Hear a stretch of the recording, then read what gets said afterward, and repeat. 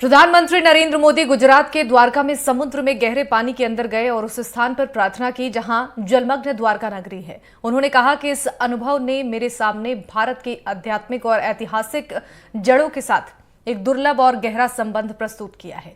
प्रधानमंत्री मोदी ने पानी के अंदर द्वारका नगरी को श्रद्धांजलि अर्पित की। वो अपने साथ भगवान श्री कृष्ण को अर्पित करने के लिए समुद्र के अंदर मोर पंख लेकर गए थे। पीएम मोदी ने सोशल मीडिया प्लेटफॉर्म एक्स पर एक पोस्ट में लिखा है कि पानी में डूबी द्वारका नगरी में प्रार्थना करना बहुत ही दिव्य अनुभव था। मुझे आध्यात्मिक वैभव और शाश्वत भक्ति के एक प्राचीन युग से जुड़ाव महसूस हुआ। भगवान श्री कृष्ण हम सभी को आशीर्वाद दें। प्रधानमंत्री मोदी ने कहा, भगवान श्री कृष्ण की कर्मभूमि द्वारका धाम को मैं श्रद्धा पूर्वक नमन करता हूं। देवभूमि द्वारका में भगवान कृष्ण द्वारकाधीश के रूप में विराजते हैं। यहाँ जो कुछ भी होता है वो द्वारकाधीश की इच्छा से ही होता है। मैंने गहरे समंदर के भीतर जाकर प्राचीन द्वारका जी के दर्शन किए। पुरातत्व के जानकारों ने समंदर में समाई उस द्वारका के बारे में काफी कुछ लिखा है। कहते हैं कि भगवान विश्वकर्मा ने खुद इस द्वारका नगरी का निर्माण किया था। आज मेरा मन बहुत गदगद है, मैं भाव विभोर हूं। दशकों तक जो सपना संजोया और आज उस पवित्र भूमि को स्पर्श करके पूरा हुआ है। आप कल्पना कर सकते हैं कि मेरे भीतर कितना आनंद होगा।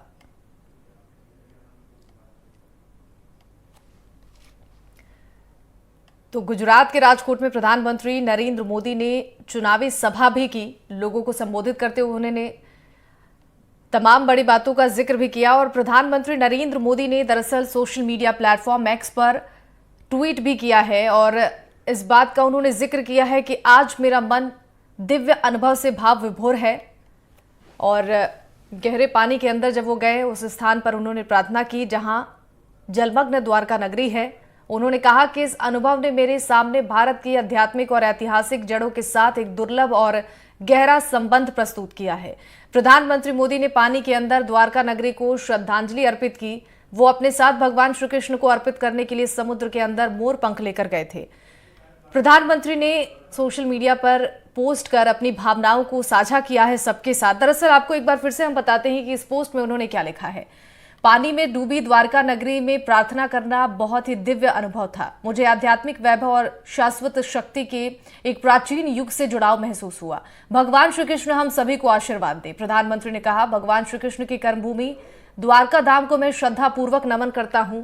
देवभूमि द्वारका में भगवान श्री कृष्ण द्वारकाधीश के रूप में विराजते हैं। यहाँ जो कुछ भी होता है वो द्वारकाधीश की इच्छा से होता है। मैंने गहरे समंदर में भीतर जाकर प्राचीन द्वारका जी के दर्शन किए।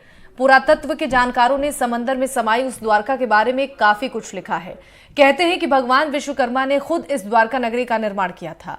आज मेरा मन बहुत गदगद है, मैं भाव विभोर हूं।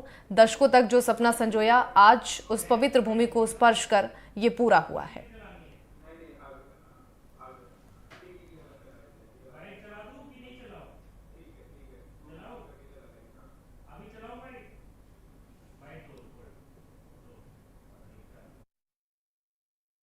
भारत का वैभव, उसके विकास का स्तर कितना ऊंचा रहा है। मैं समुद्र से जब बाहर निकला तो भगवान श्री कृष्ण के आशीर्वाद के साथ साथ मैं द्वारका की प्रेरणा भी अपने साथ लेके आया हूं। विकास और विरासत के मेरे संकल्पों को आज एक नई ताकत मिली है, नई ऊर्जा मिली है। विकसित भारत मेरे लक्ष्य से आज